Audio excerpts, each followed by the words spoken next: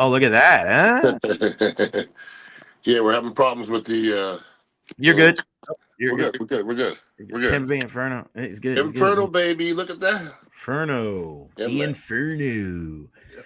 Welcome, Ian Beckles, the happiest man on planet Earth. Bro, Indiana smacked UCLA. Smacked. I just UCLA's been playing better. And then I look at Indiana, look at that score at like halftime, and I'm like, bro, this team is so good. They're really freaking good, man. There's a lot of teams, and you look at it, college football, oh, they have trouble. And I just watch them and I go, my God, man. It's got to be a joy to watch them every week. Well, I mean, Jay, you know, I'm not somebody who gasses a team up. Um, when you go into Oregon and do what they did and go into Illinois or beat Illinois, I don't know if it was at home or not, but to beat a team by 40 points in the Big Ten is unheard of. And they just keep on doing it every week. And to a point now where they're giving themselves a little bit of a cushion to where they can maybe lose a game and still Yeah. get in this thing because, you know, when you're second in the nation at this time of the year, it's kind of hard to fake it. It's not like this is a soft schedule. They're playing a Big Ten schedule, so Mm. they have to be real at this point. Yeah, I mean, just watching them, I'm like, man, there's one thing you can't doubt is them. Really, really good stuff there. Buccaneers win 23-3 yesterday. I made the analogy when I opened the show, Ian, that it was almost like a pitcher that didn't have his best pitch, and they just kind of found a way. They knew it was going to be a little greasy. They knew that the bye week was coming, and they just kind of like held on. It was complimentary football. McLaughlin with a bunch of 50-yard field goals, the defense with a bunch of sacks. Baker made just enough plays. I thought it was just one of those things where, like, let's just get to 6-2 and let's get the hell out of the building for a week. What did you make of that game for the Buccaneers and how they were just able to come away with the victory?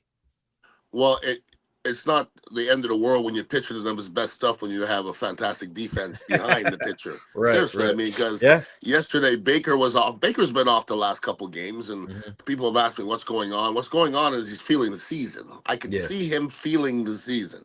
Okay, that's we questioned some of his moves early in the season. You know, running for first downs, and everybody loves it. And rah rah rah. But you know it adds up as you're going through the season, and you have to let your body recover. And his body's it's just trying to recover, but there's no time to recover, unfortunately. And the balls are sailing. You don't see him running. You don't see him extending plays as much. Listen, if you're beat up, people are like you look scared. Well, he's human. You know, at Mm-hmm. the end of Tom Brady's career, he was getting rid of that ball quickly because he didn't want to get hit.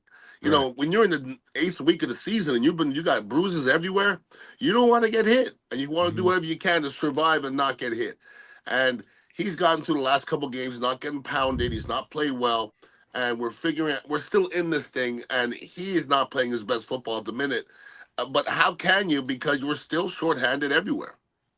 Yeah, I like that he made some throws yesterday, right there. I thought he was more accurate than he was. Of course, he wasn't back to what we seen a couple of weeks ago, but I thought it was better. It was a step forward from what we saw in Detroit. You know, being able to make a couple plays, rolling out to his left, rolling out to his right. It looks like his arms better, but you're right. Like it just, I think his overall, like. I think he needs the bye week too to just kind of get away. Is it more physical or mental for these Buccaneers players? Not for you during your time, but do you think for these guys it'll be a better physical or mental reset? Physical at this Yeah. at this moment. I don't know if a bye week is a mental reset. I hated bye weeks. Like I would rather not have a bye week. I'd rather play 16 weeks, let it go. Bye week is just an extra week of practice without playing a game. It doesn't make Mm-hmm. sense to me. Like, and then we had coaches who took advantage of the bye week to make us work harder instead of getting our bodies back. So it depends on how your coach deals with it. But at this moment, these guys are 6-2, and like I said, you're going into a bye week. You gave yourself a little cushion. The next three games are tough, and then it kind of eases up in the back end of the season. But that Saints game was a game they had to win just to put themselves in the driver's seat. Because even if they go 1-2 in the next three games, they're still going to be in a great situation. Yeah, no doubt about it. And what was going through your head when they weren't able to punch it in from the goal line there? I mean, listen, you got to give some credit to the other team Yeah. sometimes. Um, the but if you were watching the game, the Buccaneers didn't move nobody yesterday. They Mhm. didn't. They did not move anybody that often yesterday, and it was obviously evident on the goal line. If you look at that game yesterday, and if you look at the statistics, if you just take out the turnovers, you would never think the Buccaneers would win that game. I mean, they lost almost every single statistic. I think Saints had 71 plays and the Bucks had 53, and 8 of them came on the 1 yard line.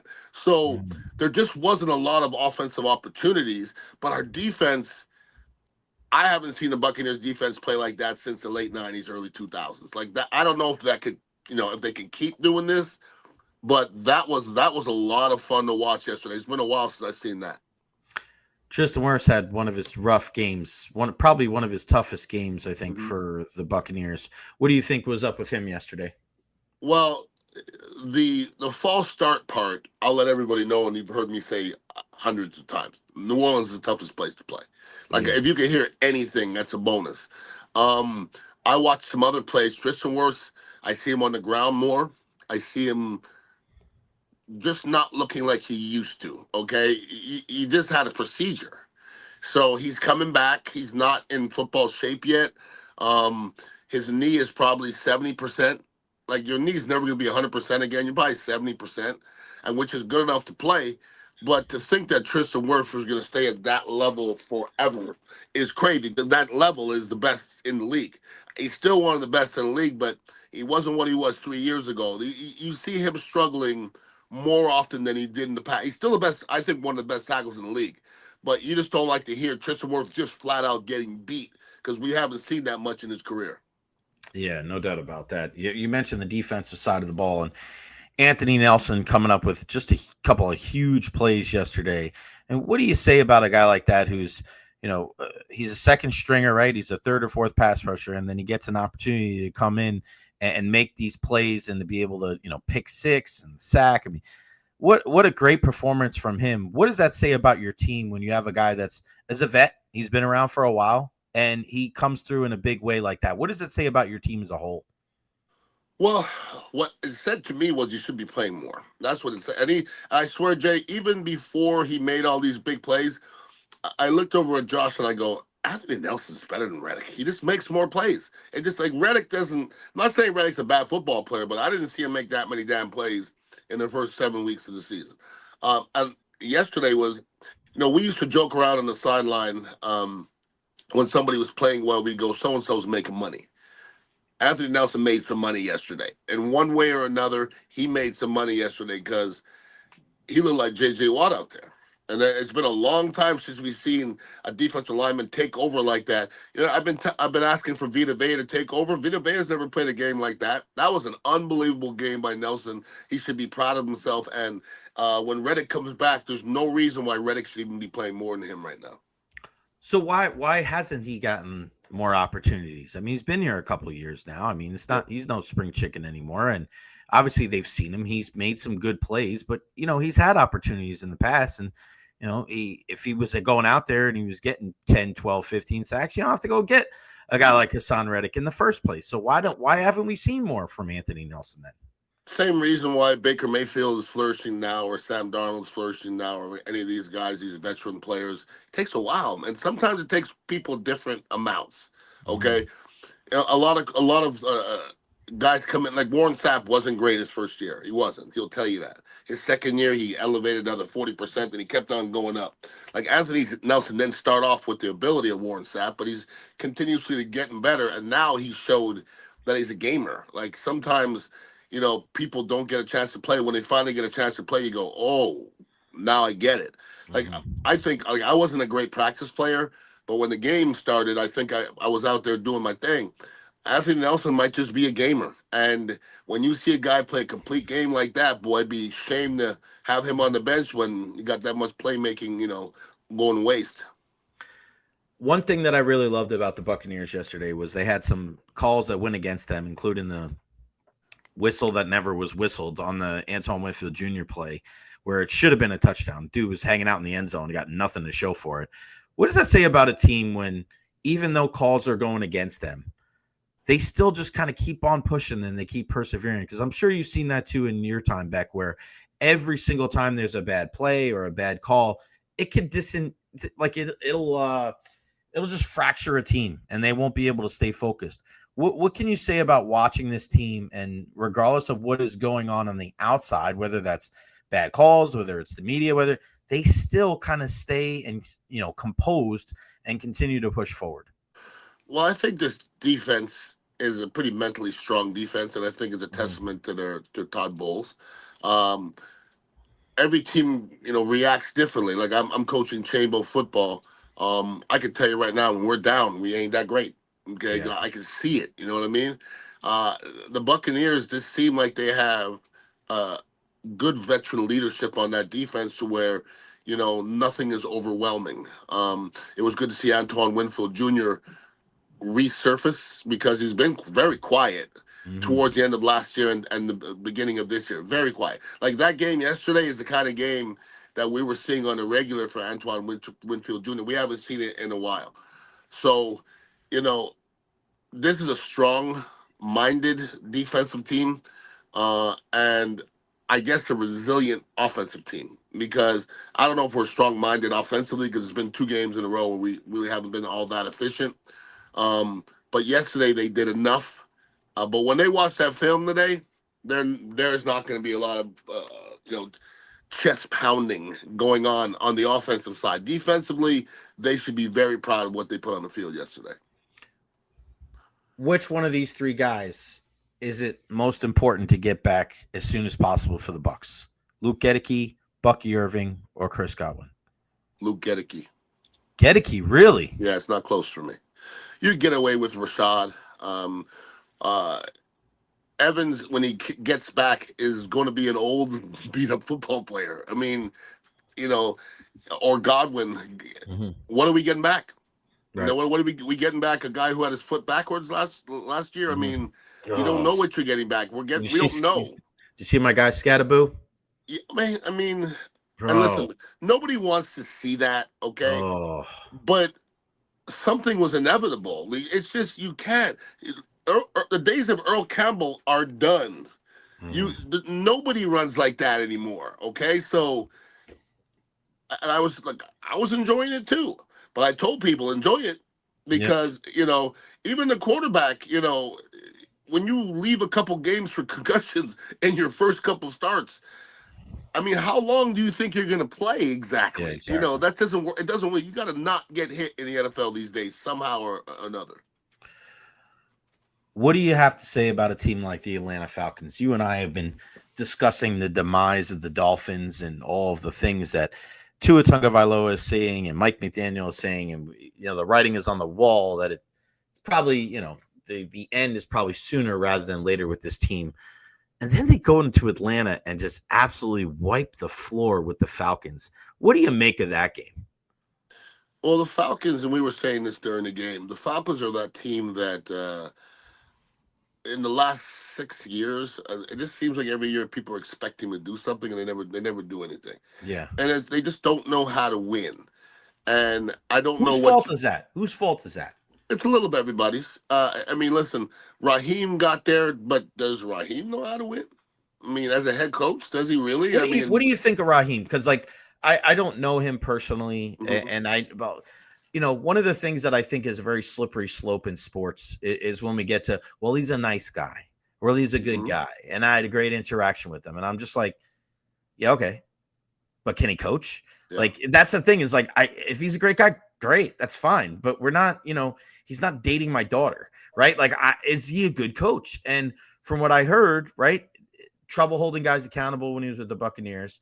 And then watching some of his time management last year and watching how they underperformed and watching how he handled certain situations, and then watching him this year, I'm just like, Beck, I don't know if he's a good coach. Like, it's not personal. I don't care. He could be the nice guy all he want, but bro, to lose 30 zip against Carolina and then to get smacked like that at home yesterday to Miami, they can't stand their quarterback, they can't stand their head coach. Like I said before you came on, if we're saying that about Miami, what should we be saying about Atlanta? On the Mike Calter show, we pick teams every week, and I don't think anybody picked Miami. Okay, that's out Mm-hmm. of 6 people, and they beat the crap out of Atlanta. Raheem Morris, when Raheem was here, it was pretty evident that he got this job too early because he wasn't mature Right. enough. But I'm sure he would, if he was sitting in this room, I would say that he would probably nod his head and go, "I wasn't mature enough." Um, Being a great head coach to me is more than X's and O's. It's more than leadership. There's some timing involved in it. There's some luck involved in it. If Raheem inherits the Pittsburgh Steelers, a team who already knows how to win, it's a different situation. To turn a team around and teach them how to win is hard. I mean, you got Penix in there. That's the future. Penix goes down. Kirk Cousins goes in. He looks like a horse's ass pretty much. So where do you go from here? Now you're, what are they, 3-4? Doesn't look good. Doesn't look like they're heading in the right direction. Defense can't stop anybody. Here's where you have to prove you are a good coach, okay? Because the Andy Reids, the Bill Belichick's of old when he had Brady, and Bill Belichick doesn't seem like the same person, or Mike Tomlin. A lot of those guys don't lose the three in a row. When they have a bad game, they come back and they represent. So when everybody's questioning your team and what it's all about, now is where Raheem, because everybody's looking at you sideways now. Like, okay, what is our leader gonna say? How is he gonna react? Is he gonna snap? Is he gonna blame us? Is he gonna take some of the blame himself? And let's see where it goes from here. But I just think that the Falcons are pretty much overrated every single year. We haven't really talked about this guy as much, but I saw him yesterday. He threw a pick out of his own end zone. From what you've seen, maybe not just this weekend against Baltimore, but Caleb Williams with the Chicago Bears.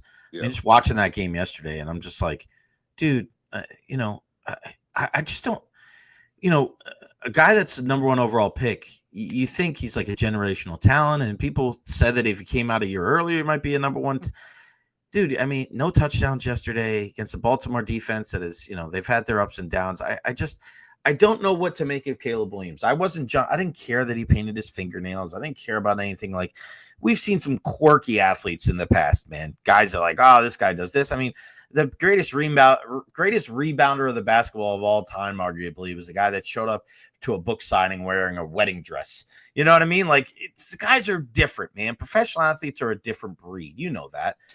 But I was like, all right, let's see what Caleb Williams is all about. Now he gets a guy in Ben Johnson who did a great job last year with Detroit, and I'm sure he doesn't have a lot of – Beck, they spent a whole hell of a lot of money on offensive linemen. They got a bunch of guys at the receiver core. They got a good running back. Like, they gave this dude all the tools to be successful, and Caleb Williams he just doesn't look the part to me. What do you think? And Caleb Williams, I see a little Anthony Richardson, unfortunately. Okay. Mm-hmm. They both are talented football players. I'm on the other end of the spectrum with the painted nails for me, okay? Because no, I'm serious about this, Jay. Now, you brought up Dennis Rodman. Go show me a picture of Dennis Rodman in his rookie year. There's no piercings. There's no tattoos. They say he was almost timid. Right. He became that, okay? Because he deserved it. You ain't gonna walk into no freaking NFL huddle with 10 maniacs looking at you with some fucking painted fingers, and they gotta expect me to follow you. Because here, you've heard me say this many times, Jay. You can't be a leader if you don't put that film on Monday and you're good, okay? Because when you put the Dennis Rodman film on, that damn film is good, the best. When you put Caleb Williams film, there'll be one good one, crappy ones, one okay one. So if somebody says, is he talented? Yes. Is he a good quarterback? If anybody says yes, they're wrong. Doesn't mean that he's not going to be good in the future. But if you ask me right now, is Caleb Williams a good quarterback? The answer is absolutely not. Does anybody want him quarterbacking their team right now? And what team is that? And I guarantee they're not winning. No doubt about it. Jets finally got a win. You got Aaron Glenn. How about that? I mean, it's good. Listen, I'm an Aaron Glenn fan as a person. I don't like all the things he's been saying there, and it just looks like it's mayhem. But for Aaron Jacobson's sake, I'm happy that the Jets get one win because I don't want to see him go to the Skyway Bridge and, commit heady catty. Well, it's been kind of crazy too, and it's super emotional because Nick Mangold passed yesterday. Yeah. And we talked about him years ago. Of like you told me like I didn't know the guy, but as an offensive lineman, you can appreciate the type of guy because he plays hard and those one team player. You know what I mean? A guy that just gave it all for a franchise. Mangold was a guy that you appreciated his game. And then, we talked about a little bit, and Gerald McCoy went on NFL Network. He was talking about Doug Martin. And I know it's different situations, Mangold with the kidney disease. And then Doug Martin, we're hearing more and more about some of the unfortunate happenstance of what happened with him. But man, just these NFL players, man, losing their lives too soon, man. It's really sad, isn't it? It is, and those are two completely different situations. Yeah, no doubt. We don't know why Nick Mangold was in that situation. And Doug Martin, regardless of what we find out, is going to be tragic. You know what I mean? It's just he's just too young. He had too much of his life to live, and it's sad. Okay, it's sad because I know people who played with these guys, and even though Doug Martin had his ways, I never heard any bad stories about Doug Martin. And here's the thing that we all don't know: we don't know what's happening in their brains. We just don't. Because my brother Tom McHale, who's gone, he died in his 30s, and they said he had the brain of an 70-year-old Alzheimer's patient in his 30s. So when you think about that, I'm 58. I played the same sport longer and more violent than him. Now, what would make him have it and me not have it? Right. So it's one of those things where Doug Martin may be living with this. Nick Mangold's a different situation, but Doug Martin, we don't know. We didn't know why Vincent Jackson did what he did. And the problem I have is, as we progress in years, we're not learning anymore. Like, there's never been a breakthrough in CTE, never, not one time. So I don't know if we're getting any better as far as CTE goes, unfortunately. What was the hardest transition for you once you got out of the playing days? The hardest transition Yeah. was just not playing football in general. Yeah. What about physically and mentally?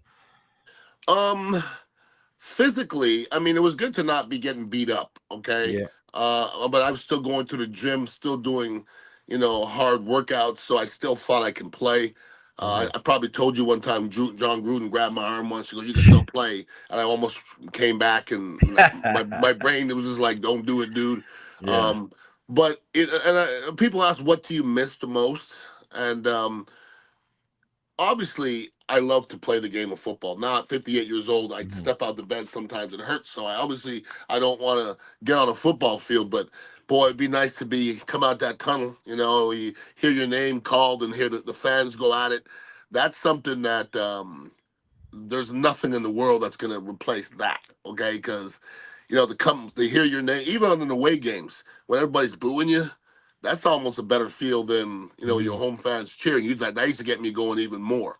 So that kind of stuff, that adrenaline rush, like I taught spin classes and I do this and that, but that ain't the same as 70,000 people either cheering you or booing you. Yeah, we hear that a lot from like WWE guys that hold on too long and they're wrestling in their 40s and their 50s and their 60s, and people ask them like, "Why, man? Why do you put yourself through that?" And then you hear them say like, "Man, when you step out from that curtain and all those people are looking at you and all those people are cheering you, is like that adrenaline rush that you get is like you can't find that anywhere else." And I think that's why people turn to drugs and other things, because they're just like they try to find that rush and they're unable to find it. And it's kind of scary too, man, because you dedicate your whole life to doing one thing and all of a sudden it's gone. And have you seen that? Like, were cases where guys just, you were able to kind of transition and kind of, rationalize things in your head. But I'm sure other guys out there, man, where it's all they know and it kind of defined who they were, that transition had to be awfully tough. Yeah, I think a lot of guys go through that. Not a lot of people that I'm close to, because most of them hustle for the most part. Either Mm-hmm. that or they made enough money where they can chill, and both of those are cool. I wish I made enough money where I can chill, but even if I did, I don't know if I would not Right, be an right. entrepreneur. I just don't know if I'd be the guy to sit at home. But a lot of it has to do with your mentality as well. Some people are hustlers, and some people just like to chill. Like, I'm a hustler. Tony Mayberry likes to chill, right? And we went through the same thing in the same amount of time, but our paths have been completely different while afterwards. And but he did make a whole lot more money than I did, though. Tony Mayberry. Hey, Tony. Hey, Hey, hey. dude. What's going on at the Dignitary Cafe, my man? Just hustling every day, hanging out here, about to do my podcast, doing some streaming now. If everybody wants to go to Nice. YouTube, Ian Beckles show, streaming some NCAA football. Also, I'm putting on my podcast, my webcast. So at 4:00, we're doing it at 4:00. So actually, you can be on there live at 4:00. You play NCAA at all, Jay? You play these games? No, No? not really. No, I'd like to bring you in here and beat you back in anyways, though. No, I'm good on that because all you do No, is you run good? football. That's boring. Freaking running the football the entire time, and Hey. We're I'll not going to do support you. that. We're All you not do going is to do run that. the football. What are you talking about? Do you throw the ball? I'll just throw it against you, and I'll still beat you back Nah, in. you probably will. You probably will. What team Not do you probably. use? Not probably. Oh, no, definitely. 100%. Well, yeah. What team do you use? I use Alabama. Actually, Josh called me out yesterday. I used to play with Josh back in the day, and he watched me stream. He was like, "I could beat you."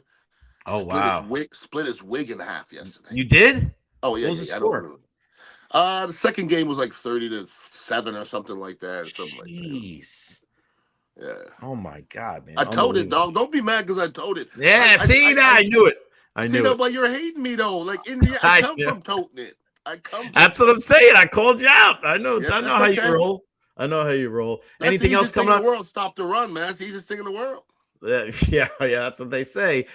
Chamberlain won again on Friday, right? Yeah, Chamberlain 7-2. We got Mighty Leonard and Mike Robinson is not as mighty. And actually, there was two former Buccaneers on the sideline, Mike Simmons, and also Sean Love on the Robinson sideline. So nice. They're still trying to come up. They don't have as many athletes as we do. We're 7-2, and they're still struggling a little bit. Yeah, it's the way it goes, man. Any big parties or anything coming up? Nothing crazy. Just come by Dignitary and this every day. Actually, Halloween party on Saturday. Nobody tells me anything. Things just happen around me. I knew Chris was gonna be able to hold it down. Oh wait, before I let you go, what happened with that whole Warwick Dunn thing? Oh no, I DJ'd an event for Warwick Dunn on Saturday at the Skills Center. Never been to the Skills Center before. Nice, beautiful building. I got there at 11. I was supposed to DJ till 4, and about 1:30, Warwick asked me if I had any gospel music, and I told him I have like one song. So after my one song played, I said, "You got any music on your phone?" And we hooked up to his phone, and he pretty much played the music for the next 2.5 hours. And I just sat behind him and listened to gospel music for 2.5 hours. Oh, he's a very peaceful young man. Warwick Dunn is. Yes. Who else was there? I saw a picture. Andre Kerwin and the great Greg Wolf. Nice. Unbelievable. Right? Andre Kerwin is everywhere, isn't he? Yes, he is. Unbelievable. It's Ian Beckles show now. Yeah. On Instagram, not Ian _ Beckles. Ian Beckles show. Check him out. Of course, Dignitary Cafe, 4817 Southwest Shore Boulevard. Go check him out. The best kava and kratom in town. In the Trenches podcast, go check him out. He's streaming live at 4:00 today with some NCAA. Of course, the Beckles and Recher podcast every Wednesday at 3:15 from the Dignitary Cafe. All right, my brother. I appreciate you, man. I'll see you on Wednesday. Happy streaming. Enjoy your Monday, brother. You too, buddy.